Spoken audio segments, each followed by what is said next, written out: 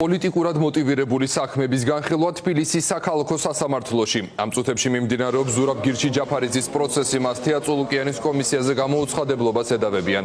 ამავე საქმეზე დაკავებულია კოალიცია ცვლილებისთვის ერთ-ერთი ლიდერი ნიკა მელია და თავდაცვის ყოფილი მინისტრი ირაკლი ოქრუაშვილი. სასამართლო პროცესის მოლოდინშია ნიკა გვარამიაც. ქეთი ნადიბაიძე გვერდდება პირდაპირ ეთერში, ქეთი გისმენთ.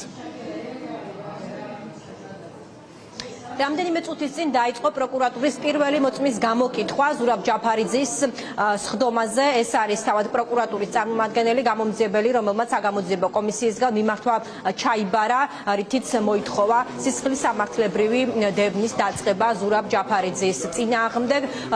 ექნება თავად ბრალდებულსაც შეკითხვები დაუსვას მოწმეს, ისევე როგორც მხარეებს და მოგვიანებით საზოგადოებაც მოისმენს მოწმის ჩვენებას. სულ რამდენიმე მოწმე ყავს ამ საქმეზე პროკურატურას, მათ შორის ეს გამომძიებელი, როგორც გითხარით, ასევე პარლამენტის აპარატის რამდენიმე თანამშრომელი, რომელიც დიდი ალბათობით ილაპარაკებს მხოლოდ პროცედურულ და ტექნიკურ საკითხებზე, არ გამოიკითხებიან არც ამ საქმის ფარგლებში ქართული ოცნების წევრები, თეატრულუკიანი და მისი თანაპარტიელები, რომლებიც საგამოძიებო კომისიაში არიან და მათ დაიბარეს სწორედ ზურაბ ჯაფარიძე ბოიკოტირების შემდეგ კი გადაწყვიტეს სისხლის სამართლებრივი დევნის დაწყება და მოთხოვნა. ერთ-ერთი მთავარი შეკითხვა დაცვის მხარის მხრიდან, რომელიც მიემართება პროკურატურასაც და ქართულ ოცნებასაც, უკავშირდება სისხლის სამართლის კვალიფიკაციით დევნის დაწყებას და არა ადმინისტრაციული. სწორედ ეს კითხვა ჰქონდათ თეატრულუკიანთან და აქვს თეატრულუკიანთან დაცვის მხარეს, თუმცა სასამართლომ არ დააკმაყოფილა წინა სასამართლოს ხდომების ეტაპზე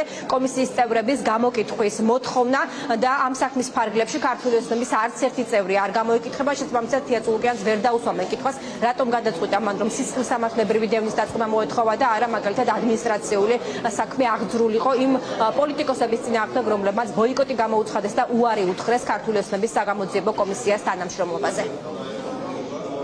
მიუხედავად იმისა, რომ ჯაფარიძის ცნობილი იყო საქართველოს პარლამენტის საგამოძიებო კომისიის სხდომაზე გამოუცხადებლობის შემთხვევაში კანონმდებლობის განთავსების პასუხისმგებლობის შესახებ, იგი საქართველოს პარლამენტის საგამოძიებო კომისიის 2025 april's გამართულ სხდომაზე არ გამოცხადდა.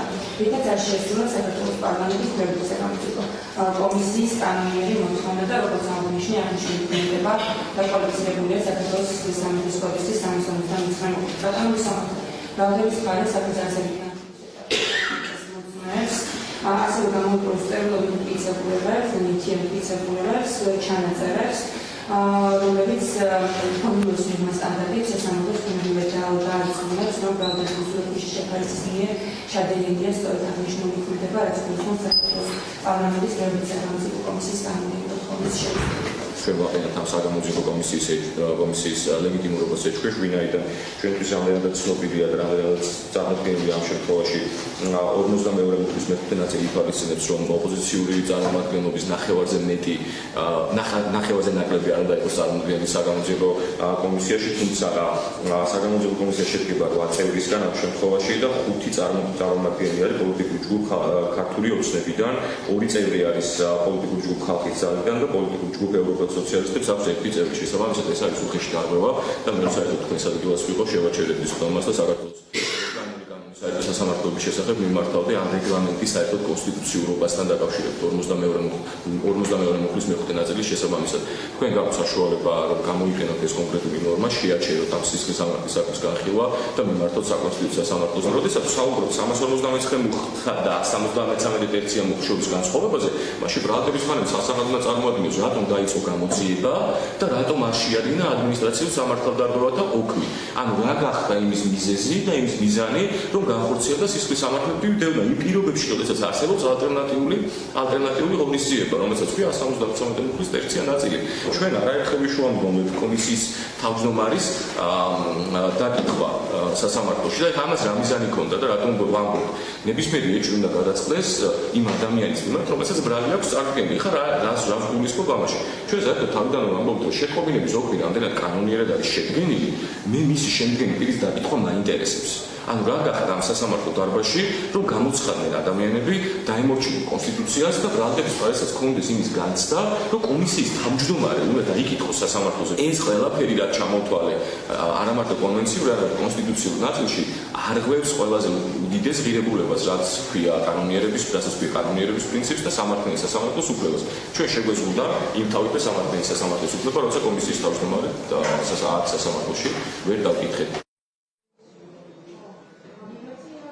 ზურაბ ჯაფარიძე, როგორც ნახეთ, თავად ესწრება ამ სხდომას და იმის აპირებს, რომ ამ პროცესებში მონაწილეობა მიიღოს. საერთო ჯამში რა ვადა დასჭირდება პროკურატურას და სასამართლოს და ასევე დაცვის მხარესაც იმისთვის, რომ დასკვნით ეტაპამდე მივიდეს ეს სხდომა, ჯერჯერობით ეს საქმე არ ვიცის ჯერჯერობით, თუმცა როგორც გითხარით, სულ რამდენიმე მოწმე ყავს გამოსაკითხი პროკურატურას საქმეშიც მასალები დიდი რაოდენობით არ არის და სავარაუდოა, რომ რამდენიმე სხდომა იყოფა ამ საქმის საბოლოო დასრულებას. ინტერესი დიდია, იმყოფებიან დღევანდელ სხდომაზე სადამკვირვებლო ორგანიზაციების წარმომადგენლები და ასევე დიპლომატებიც რამდენიმე ევროპული საელჩოდან.